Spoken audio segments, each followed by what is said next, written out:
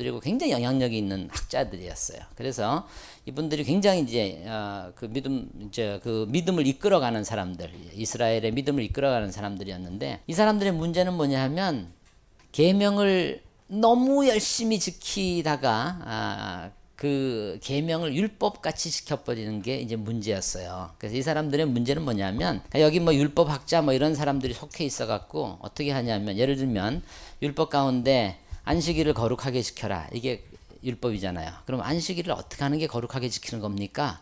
이제 이러면 그걸 다 디파인을 하는 거예요. 어떻게 해야지 거룩하게 지키는 거다, 이걸 디파인을 하는 거예요. 그래서 안식일에는 일을 안 해야 되잖아요.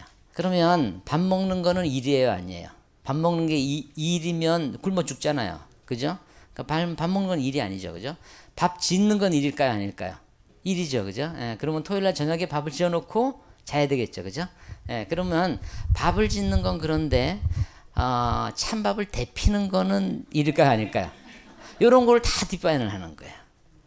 그래갖고 어떻게, 예를 들면 뭐 안식일에는 일하지 마라, 뭐 어디까지 그럼 걸어가는, 이웃집을 방문하는 건 일이냐 아니냐? 일이다. 그러면 뭐 앞에 잠깐 마실도 못 나가냐? 뭐 이러면 오케이, 2km까지 가는 거는 그럼 괜찮다. 뭐 이런 식으로 다 디파인을 하는 거예요. 디파인을 하다 보니까 또 이렇게 그렇게 하면 꼭 그 다음에 뭐가 되냐면 빠져나갈 궁리를 하잖아요. 그러니까 그 다음에는 이제 일을 하면서 일이 아닌 척하는 궁리를 하는 거예요. 2km까지 걸어가는 건 일이 아닌데 2km 걸어가고 난 다음에 걷다가 뭘 놓고 다시 시작하면 거기서부터는 또 안 걸은 걸로 치고 뭐 이런 식으로 빠져나갈 궁리를 다 해놓고, 이제 그래서 예수님이 오실 당시에는 이 바리새파 사람들이 얘기하는 율법은, 이건 율법이 아니라 그냥 전통이었어요. 전통. 그래서 예수님께서 오셔가지고 율법을 무너뜨렸다라고 생각하시는 사람들이 많은데, 아니죠. 예수님이 오신 이유는 율법을 무너뜨리는 게 아니라 율법을 정말 율법답게 회복하자는 거였어요. 예수님께서 오신 것은. 그래서 예수님께서 너희들은 지금 율법을 지키는 게 아니라 전통을 지키고 있지 않냐, 전통을 지키려고 율법을 다 깨트리고 있는 거 아니냐, 이제 이랬었어요. 이제 그래가지고 예수님하고 바리새파 사람들이 부딪혔거든요. 이제 그러면서 결국은 예수님을 십자가에 못 박아 죽인 가장 이 주도 세력이 이 사람들이 된 겁니다. 그래서 가장 많이 부딪힌 게 이제 이 사람들하고 얘기해요. 그래서 예수님께서는 누구도 혼내신 적이 없어요. 예수님의 이 행적을 이렇게 보면 아무리 명창한 소리를 하든 아무리 죄인이든 예수님은 뭐라 그러시질 않으셨어요. 그냥 용서해 주시고 그러지 마라 이제 그러셨는데, 예수님이 유독 뭐라 그러신, 혼낸 사람이 누구냐면 이 바리새파 사람. 바리새파 사람만큼은 저주받을 인간들아 이러고 막 혼을 내셨어요. 그게 왜 그랬는가? 하나님께서는 종교주의자들을 싫어하시는 거예요. 그래서 오늘날에도 만약에 오늘 밤에 예수님께서 오신다 그러면 예수님께서 누구를 가장 미워할 거냐? 마찬가지예요. 종교주의자들을 제일 미워하실 거예요. 그래서 교회 오래 다녔고 그러면서 실천은 없고, 교회 오래 다녔다고 성경 많이 한다고 잘난 척하고, 그러면서 교회 안 다니는 사람 우습게 보고, 이제 그러면서 자기가 특권계층인 것처럼 나 죽으면 천국 가 이제 이러고 있는 사람들, 이런 사람들을 예수님께서는 가장 싫어하실 거다, 이제 그런 생각을 좀 하게 되죠. 자, 그게 이제 바리새파 사람인데, 니고데모가 그런 사람입니다. 그런데 이 사람이 유대 사람이 한 지도자였다. 그런데 지도자는 우리가 좀 의역한 거고 공회의원이었다 이 소리입니다. 공회라는 말은 사내들인이라고 주로 얘기를 하는데, 그 당시엔 로마의 속국이었잖아요. 그래서 로마 총독이 이제 다스렸죠. 로마 총독이 다스렸는데, 로마 총독이 이렇게 다스리다 보니까 무슨 문제가 있냐면, 유대 사람들은 종교 문제가 너무 중요하니까 자꾸 총독한테 종교 문제를 가지고 오는 거예요. 그러니까 이제 로마 총독이 그럼 나 그런 거 난 모르겠어, 뭐 니네끼리 해결해 이래가지고, 그러면 니네끼리 해결해 그러면서 만들어준 단체가 공회입니다. 사내들인입니다. 그래서 여기는 종교의 지도자들, 뭐 바리새파, 사두개파, 뭐 율법학자 이런 사람들로 70인으로 구성이 됐어요. 그래서 오늘날에 보면 국회라고 생각하면 됩니다. 그래서 종교 문제는 다 이 사람들이 재판을 해요. 그런데 문제는 뭐냐면 이 사람들은 사형을 시킨다든지 이럴 권한이 없어요. 예수님을 붙잡은 게 이 사람들이잖아요. 그 맨 처음에 잡아갖고 공회에 데려갔거든요. 그런데 이제 죽이고 싶은데 자기네들이 사형시킬 수 있는 방법이 없잖아요. 그러니까 이제 누굽니까? 총독 빌라도한테 데려가서 죽일 수 있도록 그렇게 요구를 하고 이제 그런 장면이 거기에 있죠. 자, 성경을 읽다 보면 또 한 가지 회당이라는 말이 자주 나올 텐데 회당은 미국에 좀 사신 분들은 이 동네에도 있으니까 아실 거예요. 시나고그라고 그러는데 유대 사람들은 어디에 가든지 남자가 10명 이상이 되면 회당을 만듭니다. 이제 회당은 일종의 예배당이다 이렇게 보시면 돼요. 그래서 10명 있는 곳에 이제 있는데 이 사람들은 우리 오늘 교회 같이 이렇게 목사가 있고 그런 건 아니고요. 회당장이라는 사람이 있어서 관리만 해요. 그러면 주일날 되면 주일이 아니죠. 얘네는 안식일이 토요일이니까 토요일날이 되면 이제 유대인들이 쭉 모여요. 이제 시간에 쭉 모이면 자 오늘 뭐 누구 좀 우리 중에 우리한테 좀 강론해 줄 사람이 있습니까? 이제 그러면 앉아 있는 사람 중에 아무나 제가 하겠습니다. 그러면 그래 나오십시오. 그럼 이제 나와가지고 그러면 이제 성경 이사야서 줘 보십시오. 그럼 이사야서 이렇게 주면 그거 갖고 이렇게 읽고 자기가 이렇게 얘기하고 뭐 이런 식이에요. 그런 식인데 그런 장면이 누가복음에 보면 나오죠. 예수님께서 회당에 들어가셔서 이사야서를 읽고 너희들이 들은 이 얘기가 오늘 이루어졌다. 그러면서 이제 강의하시는 장면이 나오죠. 그런 식으로 회당은 이루어집니다. 자, 그런데 계속 읽겠습니다. 이 사람이 밤에 예수께 와서 말하였다. 랍비님, 우리는 선생님이 하나님께로부터 오신 분임을 압니다. 하나님께서 함께하지 않으시면 선생님께서 행하시는 이런 표징들을 아무도 행할 수 없습니다. 이 사람이 왜 밤에 왔는지 모르겠지만 남들한테 눈치가 보여서 밤에 왔는지 아니면 낮에 너무 바빠서 밤에 왔는지 모르겠지만 밤에 와서 이러고 묻습니다. 그랬더니 예수님께서 뭐라 그러시냐면 예수께서 그에게 말씀하셨다. 내가 진정으로 너에게 말한다. 누구든지 다시 나지 않으면 하나님 나라를 볼 수 없다. 여기서 중생이라는 말이 나오죠. 다시 나지 않으면 born again 요 얘기가 여기서 납니다. 중생하지 않으면 옛날 성경에는 중생하지 않으면 이렇게 나오죠. 하나님 나라를 볼 수 없다. 자 여기 보면 진정으로라는 말이 나오는데 요거는 오늘날에도 우리가 지금 현재 쓰고 있는 말입니다. 혹시 아세요? 진정으로. 교회에서 잘 쓰는 단어예요. 진정으로. 그렇죠. 어떻게 아시네. 아멘. 네, 우리가 보통 기도하면 아멘 하죠. 진정으로 이 뜻이에요. 그래서 어떤 사람이 기도를 할 때 I agree 이 소리예요. 진정으로. 나도 그렇게 생각합니다. 이런 의미예요. 그래서 예수님께서는 중요한 얘기를 할 때는 항상 아멘 아멘 이러고 얘기를 하셨어요. 그래서 예수님께서 진정으로 2번 반복하면 중요한 얘기다라고 눈을 반짝하고 떠야 됩니다. 여기 보니까 중요한 얘기죠. 내가 진정으로 너에게 말한다. 누구든지 다시 나지 않으면 하나님 나라를 볼 수 없다. 그랬더니 이제 니고데모가 그럽니다. 니고데모가 예수께 말하였다. 사람이 늙었는데 그가 어떻게 태어날 수 있겠습니까? 어머니 뱃속에 다시 들어갔다가 태어날 수는 없지 않습니까? 예수께서 대답하셨다. 내가 진정으로 너에게 말한다. 누구든지 물과 성령으로 나지 아니하면 하나님 나라를 들어갈 수가 없다. 자, 누구든지 물과 성령으로 다시 나지 않으면 하나님 나라로 들어갈 수 없다. 이게 무슨 얘기인가? 이걸 좀 한번 봅시다. 자, 소의 새끼는 뭘까요? 송아지죠. 말의 새끼는 망아지. 개의 새끼는 개새끼 아니죠. 강아지. 침팬지의 새끼는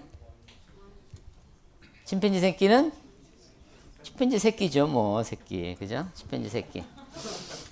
사람의 새끼는 아기. 하나님의 새끼라고 부르면 안 되죠. 하나님의 뭐는 뭘까요? 자녀라고 해봅시다. 자녀. 자, 이거의 특징은 뭔가 하면 밑에 있는 거는 누가 결정을 하는가? 위에 있는 게 결정을 해요. 그죠? 예를 들면 송아지가 자기가 소가 되고 싶어서 소된 사람, 소 없어요. 다 소가 낳아줬기 때문에 소가 되는 거예요. 그죠? 마찬가지예요. 강아지도 개가 낳아줬기 때문에 강아지가 됩니다. 그런데 강아지가 막 망아지가 되든지 이러지 못해요. 개가 낳아줬기 때문에. 자, 침팬지가 낳아주면 침팬지 새끼입니다. 그런데 오늘날에 보면 침팬지 새끼가 거의 사람 같아요. 그죠? 요즘 침팬지 보면 옷도 입고 다니고요. 자전거도 타고요. 담배도 피고요. 그죠? 뭐 이렇게 쓰리도 해요. 심지어는. 뭐 그런 것도 하고 뭐 바나나도 까먹고 뭐 별별 사람이 하는 짓을 다 해요. 그죠? 사람이 하는 짓을 다 하는데도 불구하고 사람들이 성경이 이해가 되기 시작하고 재미있기 시작하고 이제 이런 변화들이 이제 일어나기 시작합니다. 많은 사람들이 거듭난 크리스찬, 뭐 거듭나지 못한 크리스찬, 뭐 이런 소리 가끔 하는데 그건 잘못된 표현입니다. 예, 거듭나지 않은 크리스찬은 있을 수가 없습니다. 이 사람들이 왜 그런 표현을 쓰냐 하면 크리스찬 중에서 행동이 변한 사람, 삶이 좀 변한 사람은 거듭난 크리스찬이다 그러고 삶이 안 변한 사람 같으면 거듭나지 못한 크리스찬이라 그러는데 말 자체가 어폐가 있는 거죠. 크리스찬은 무조건 중생한 사람입니다. 거듭난 사람이다. 그러면 이제 왜 어떤 사람은 예수님을 영접하고 나면 삶의 변화가 있고 그래서 사람이 막 변하고 그러는데 어떤 사람은 예수님 영접했는데도 불구하고 전혀 변화가 없는가? 이게 좀 궁금하시죠? 왜 그런가 하면 우리가 성령님을 이렇게 딱 영접을 하고 나면 우리가 신적인 사람으로 변하는데 이건 뭔가 하면 우리가 어떤 잠재력을 가진 거예요. 잠재력을 가진 거예요. 그러면 그 잠재력을 그 다음부터 쓰기 시작해야지 우리한테 신적인 성품이 나타나는 거예요. 어떤 사람이 예를 들어서 바이올린을 키는 천부적인 재능을 부여받았다 그래 보세요. 그런데 이 사람이 태어나서 한 번도 바이올린을 구경도 못 해보고 키지도 못했다. 한번 트라이도 안 해봤다. 그럼 바이올린을 할 수 있겠어요? 못하죠. 예, 그냥 천부적인 재질을 썩히고 사는 거예요. 많은 크리스찬들이 그래요. 크리스찬은 뭔가 하나님께서 주는 독특한 능력을 부여받은 사람이에요. 그런데 그걸 아무도 쓰지를 않고 살면 그냥 사장되는 거예요. 그래서 크리스찬이 되면 해야 되는 게 뭔가 하면 그 다음부터는 내가 살아보지 않은 방법대로 살아봐야 돼요. 옛날에 인간적인 방법으로 해결을 했던 거라면 그 다음부터는 그거 그만하고 이제 기도를 해야 되겠다. 다른 방법을 써야 되겠다. 또 신앙적인 것도 모험을 한다든지 뭐 이래야 되는데 전혀 그럴 생각을 안 하는 거예요. 예수님을 영접하고 난 다음에도 예수님 영접하기 전의 삶과 똑같은 스타일대로 살아가는 거예요. 그래서 위험한 일이 생기면 변호사 찾아가고 일 잘 해결할 사람 찾아가고 그 사람한테 부탁하고 뭐 그러고 이렇게 보고 기도가 될 만한 기도만 골라서 하고 그리고 기도 응답되면 이게 뭐 기도로 응답됐겠어? 그냥 응답된 거지 뭐 이렇게 생각하고 넘어가고 이런 식으로 사니까 예수님 영접하고 난 다음에도 그 안에 능력이 전혀 안 나오고 이제 그렇죠. 예수님을 딱 영접하고 나면 그 다음부터는 모험을 하고 살아야 돼요. 이때까지 살던 방식하고 좀 다른 식으로 그렇게 좀 살아야 됩니다. 이제 생명의 삶 이제 뭐 네 번째인데 뭐 이제 지났죠. 지난주에 지났는데 지금쯤 되면 이제 생명의 삶 그 예수 영접 모임에 들어오셔서 예수님 영접하세요. 예수님 영접하고 나면 그 다음에 이제 생명의 삶 수업도 더 잘 들리고 성경을 읽어도 더 잘 이해가 되고 이제 그렇습니다. 그래서 다음번에는 꼭 오셔서 예수 영접하시기 바랍니다. 자, 고린도후서 5장 17절 보겠습니다.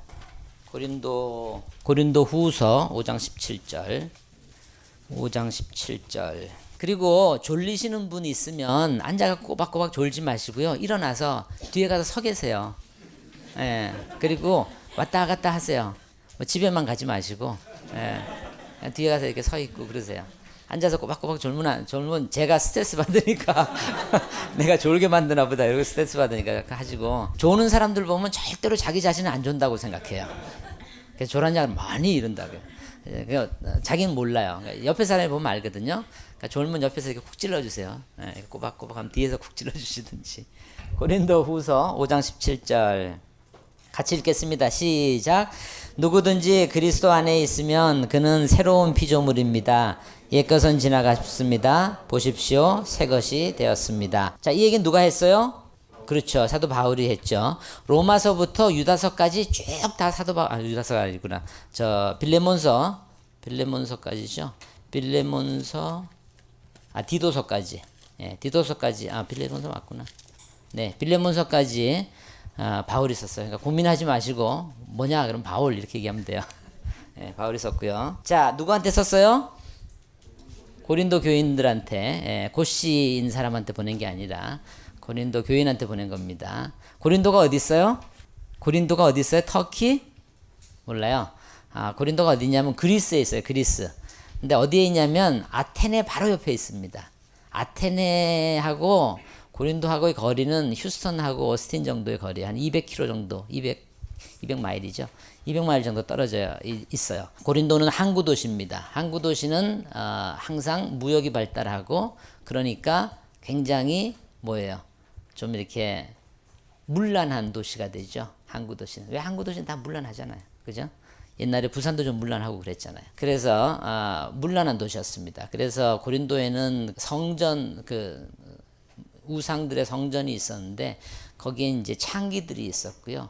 남창도 있었고 이제 막 남창이 수백 명씩 있었고 뭐 이제 그런 도시였습니다. 그런 도시에 이제 사도 바울이 가서 교회를 이제 만들었죠. 자, 그런데 이제 사도 바울의 말에 의하면 누구든지 그리스도 안에 있으면, 성경을 읽다 보면 내가 그리스도 안에 있다 그러기도 하고 그리스도가 내 안에 있다 그러고 또 내가 하나님 안에 있다 그랬다가 성령님이 내 안에 있다 그랬다가 막 왔다 갔다 해요. 그죠? 왜 그런가? 물에다 식초를 타면 식초에다 물을 탔는지 물에다 식초를 탔는지 구분이 안 가죠. 그런 거 같은 거예요. 그래서 성령님이 우리한테 오시면 우리가 성령님 안에 있는 건지 성령님이 우리 안에 있는 건지 헷갈리고 막 그래요. 자, 그래서 누구든지 그리스도 안에 있으면 그는 새로운 피조물입니다. 옛 것은 지나갔습니다. 보십시오, 새 것이 되었습니다. 그래서 이제 이분의 표현에 의하면 새로운 피조물이 됐다, 뉴 크리에이션이 됐다 이거예요. 첫 번째 창조는 언제예요? 아담이 창조되었을 때. 그거였고, 그 다음에 아담은 죄로 물든 사람들이었어요. 그리고 우리는 아담의 후손이었기 때문에 어쩔 수 없이 죄된 사람들이었어요. 그래서 우리는 본성이 그냥 죄된 사람입니다. 죄에 끌리고 죄 가운데 있고 내가 하고 싶지 않아도 어쩔 수 없이 죄를 지으면서 살고 있고 뭐 안 하려고 아무리 발버둥을 쳐도 끊임없이 죄를 짓는 이제 그런 사람이었는데, 이제 그러다가 예수님을 영접하면서 우리가 새로운 피조물이 된다, 이제 그겁니다. 그래서 그 다음부터는 거룩함에 끌리고 평안함에 끌리고 좋은 일에 끌리고 그 다음에 악한 것이 불편해지기 시작하고 용서가 안 되는 사람이 용서가 되기 시작하고 이제 이렇게 사람이 변하는 것. 그래서 이분의 표현에 의하면 세상에는 두 종류의 사람이 있다, 이제 이거예요. 두 종류의 사람, 누군가 아담의 후예하고 예수님의 후예다. 자, 인간을 구분하는 구분은 굉장히 많아요. 그죠? 뭐 흑인, 백인 이렇게 구분하기도 하고 동양인, 서양인 뭐 이렇게 구분하기도 하고 뭐 구분하기도 하는데 남자, 여자 뭐 이렇게 구분하기도 하는데 그런 건 다 피상적인 구분입니다. 그렇지 않아요? 정말 인간을 근본적으로 구분할 수 있는 거는 아담의 후예냐 하나님 예수님의 후예냐 이거예요. 아담의 후예는 평생을 죄에 끌리고 죄 짓다가 그러고 살다가 이 세상을 끝나는 사람이고 끝나고 나면 그냥 그런 거고, 거기에 비해서 예수님의 후예는 이 땅에서 거룩함에 끌리고 그 다음에 의로움에 끌리고 이러고 살다가 언젠가 이 땅을 다 살고 나면 누군가가 기다리고 계시는 그곳으로 영광스럽게 가는 사람. 그 차이. 그러니까 예수님 영접하지 않은 사람은 고아하고 비슷하다 이렇게 보시면 돼요. 고아하고 이렇게 얘기를 해보면 가장 쓸쓸한 게 뭐냐 하면 하루의 일과를 끝내고 집에 들어갈 때 반겨주는 사람이 없다는 거예요. 날 기다려주는 사람이 없다는 거예요. 근데 많은 사람들이 내가 누군가가 내 인생을 끝나고 나면 나를 기다려준다라는 걸 모르고 살아요. 그러니까 엉망으로 사는 거예요. 그러니까 희망 없이 사는 거예요. 그런데 누군가가 나를 기다려주고 있다. 하나님이 영광스럽게 나를 맞아주실 거다. 이 뭐 엄청난 차이죠. 이게 뭐 생각으로 그렇게 하는다는 게 아니라 정말 그러니까, 사실이 그러니까. 그래서 사도 바울은 이 얘기를 할 때 막 흥분하면서 얘기를 합니다. 우리 표현에는 잘 표현되지 않은데 누구든지 그리스도 안에 있으면 그는 새로운 피조물입니다. 옛 것은 지나갔습니다. 보십시오, 새 것이 되었습니다. 이 막 흥분하는 거예요. 사도 바울은 이렇게 흥분하면 막 문법도 막 틀리고 그래요. 그렇게 표현을 하고 있습니다. 자, 여기까지. 무슨 질문 있으세요? 질문 없으세요? 네, 질문 없으시면 숙제 좀 맞춰보겠습니다. 네, 오케이, 수고하셨습니다. 자, 숙제를 뭐 아주 잘 하시네요. 네, 그 숙제는 꼭 하세요. 왜냐하면 물도 99도에서는 안 끓어요. 딱 100도가 돼야지 딱 끓기 시작하거든요. 그래서 우리가 어차피 시간도 투자하고 노력을 투자하는 건데 할 것까지 다 해가지고 이렇게 놔야지. 열심히 다 했는데 그 마지막을 안 해가지고 열매가 없으면 안 좋잖아요. 그죠? 꼭 숙제는 해보시. 안녕하세요. 네, 반갑습니다. 우리 조병수 형제님 기도하고 시작할까요? 네, 감사합니다. 자, 오늘도 성경을 읽으면서 도움이 될 만한 내용을 좀 얘기해드리고 시작하겠습니다. 오늘은 그 성경을 읽으면 지파라는 얘기를 많이 접하실 텐데 지파가 뭔가 하는 얘기를 좀 보겠습니다. 지파는 우리말로 하면 족보입니다. 족보. 예, 족보. 그래서 보통 그렇죠. 어떤 집안에 이렇게 이름 없이 이렇게 쭉 있다가 그 집안에 유명한 사람이 하나 딱 태어나면 그 사람으로부터 이제 족보를 시작하죠. 그죠? 그래서 이스라엘도 마찬가지로 그런 식으로 족보가 됐습니다. 사람은 누구부터 시작했냐면 아브라함부터 시작하죠. 아브라함의 아들이 누구죠? 이삭이죠. 이삭 말고 또 한 명 더 있죠. 누구 있죠? 이스마엘. 네, 이스마엘이 있죠. 네, 아브라함한테 하나님께서 오셔가지고 너한테 아들이 있을 거다 이제 얘기를 하셨죠. 그런데 아들을 기다렸는데 아들이 안 나왔어. 이쪽 앞으로 쭉 오세요. 여기 자리 있어요. 그래서 아들이 안 나왔죠. 그런데 나이가 많아지고 아내 사라는 뭐 경수도 끊어지고 막 그런 상황인데 그러고 있으니까 이제 또 여자들은 그런 거 눈치 좀 빨리 들어가잖아요. 그래서 사라가 그러면 아마 내가 아니라 딴 이제 첩을 통해서 나라는 얘긴가 보다. 이제 그래가지고 이제 또 첩을 소개를 시켜주죠. 그러면 남자는 아니 어떻게 그럴 수가 있냐고 뭐 이래야 되는데 또 어쩔 수 없는 듯이 그런가 뭐 이러면서 또 그래서 아들이 나오죠. 그래서 이스마엘인데 이스마엘이 지금은 그 아랍 쪽의 조상이죠. 그리고 이삭은 이스라엘 그 유대인의 조상이고 지금도 두 민족이 싸우고 있죠. 그죠? 예. 그래서 이 뭡니까? 그 순종을 하려면 확실하게 해야지 어영부영하면 이렇게 고생을 많이 하는 것 같아요. 자, 이삭의 아들은 누구죠? 예, 야곱이죠. 야곱 말고 또 하나 더 있죠? 에서죠, 에서. 예. 그렇게 있고, 이제 그 다음에, 원래는 이제 에서가 더 형이죠. 야곱이 동생이고. 그런데, 에서가 막 배고플 적에 야곱이, 팥죽을 만들어주면서 장자권을 나한테 팔아라. 이제 그런데 팔았죠. 그죠? 멍청하게. 그래서 야곱에서부터 이제 그 족보가 시작합니다. 야곱의 아들 가운데 이제 그 요셉이라는 아들이 있었는데, 요셉이라는 아들이 하도 똑똑하고 이제 아버지의 귀여움을 받고 이제 이래갖고 형들한테 미움을 받아요. 형들한테 미움을 받아서 형들이 이제 모함을 해갖고 이 야곱 맞죠? 야곱을 이집트로 팔아버리거든요. 근데 이집트에 가고 이 사람이 잘 돼요. 그죠? 예, 잘 돼서 총리까지 갑니다. 총리까지 가서 이집트의 총리가 됐는데 이제 그 이스라엘 지방에 이제 가뭄이 져가지고 다들 굶어 죽게 됐을 때 이제 형제들이 곡식을 사러 갔다가 이제 야곱을 만나죠. 그래가지고 이제 이 야곱이 아니라 야곱의 아들들을 만나죠. 그래서 야곱의 아들들을 이제 만나고 형제들을 만나고 이제 그래서 나중에 야곱의 식구들이 전부 이집트에 내려가서 이제 거기서 큰 민족을 이루게 됩니다. 이제 그러면서 이제 지파가 시작되는데 그래서 야곱의 아들들의 이름이 그 각각의 지파가 돼요. 야곱의 아들들의 이름 누구 알아요? 예? 유다. 그렇죠. 유다는 몇째 아들일까요? 넷째. 예, 맞죠. 넷째입니다. 또 누구요? 르우벤. 그렇죠. 르우벤이 장남이에요. 예, 르우벤이 장남이고. 또 누구 있을까요? 아까 레위. 예, 레위도 있고. 또 누구 있을까요? 레위는 둘째가 누굴까요? 그렇죠. 시므온이죠. 둘째가 시므온이고 셋째가 레위고 넷째가 유다고 여기까지는 다 나왔죠. 요건 기본적으로 좀 알고 계세요. 네 명이 이렇게 돼 있다. 르우벤, 시므온, 레위, 유다. 그 다음에 또 혹시 아는 사람 있어요? 요거 시험에 납니다. 요거 시험에 나요. 그래서 나중에 야곱의 아들들의 이름을 적으시오. 이거 시험에 납니다. 또 누구 있을까요? 갓. 그렇죠. 예. 구약 성경에 보면 에브라임, 므낫세 이 말 굉장히 많이 나오죠. 에브라임아, 므낫세야 뭐 이런 얘기 잘 하죠. 베냐민은 막내 아들이죠. 요셉이 바로 막내 바로 전이고 베냐민이 막내고 에브라임하고 므낫세가 있거든요. 자, 다 봅시다. 이렇게 아들들의 이름이 이렇게 있어요. 이렇게 있는데 아들들이 12명이에요. 12명인데 레위하고 그 다음에 요셉을 포함해서 12명이거든요. 요 두 명은 요셉의 아들이에요. 두 명은 요셉의 아들이고 그러니까 사실 아들한테는 안 들어가는 거고 하나, 둘, 셋, 넷, 다섯, 여섯, 일곱, 여덟, 아홉, 열, 11에다가 요셉까지 12이거든요. 그런데 나중에 야곱이 요셉 보고 네 아들을 내 아들로 양자를 삼겠다 이제 그래요. 그래서 요셉이 빠지면서 요셉의 아들 2명이 그 아들의 이름에 들어가요.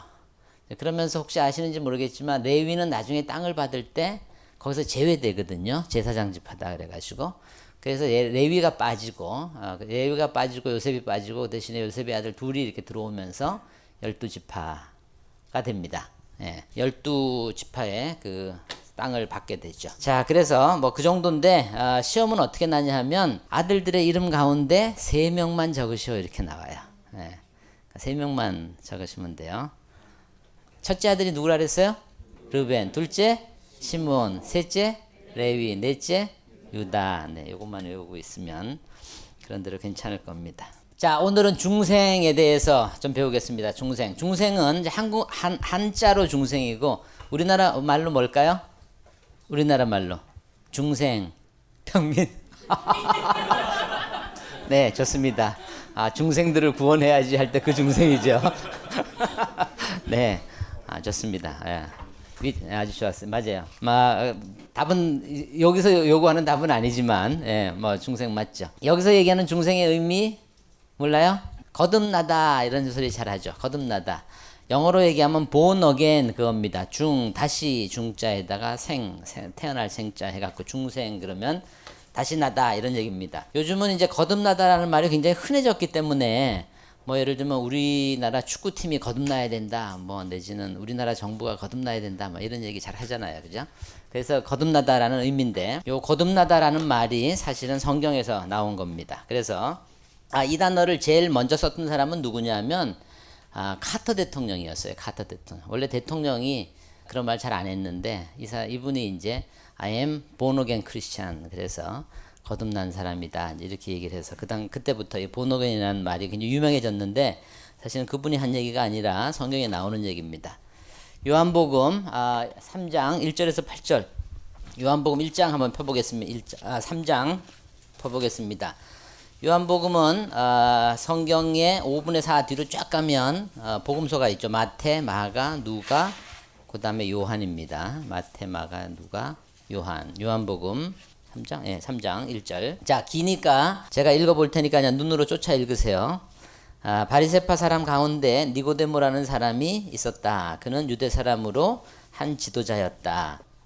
우리가 모르는 단어들이 몇 개 나오는데 단어 공부나 좀 하고 지나갑시다. 바리새인이라는 말 굉장히 자주 나오는데 바리새파가 뭔가 바리새파가 어떻게 시작됐는가에 대해서는 정확하게 아는 사람이 잘 없습니다. 그런데 그냥 대충 이렇게 예상을 하기로 가장 그 근거가 있는 학설이 뭐냐면 바리새파는 불리하다라는 말에서 나왔다라는 거예요. 그래서 유대 민족이 늘 이렇게 외국의 침입을 받아서 그 솔로몬 때 왕국을 가지고 있다가 그다음에 740년대에 북이스라엘이 망하고 640년에 680 몇 년인가 686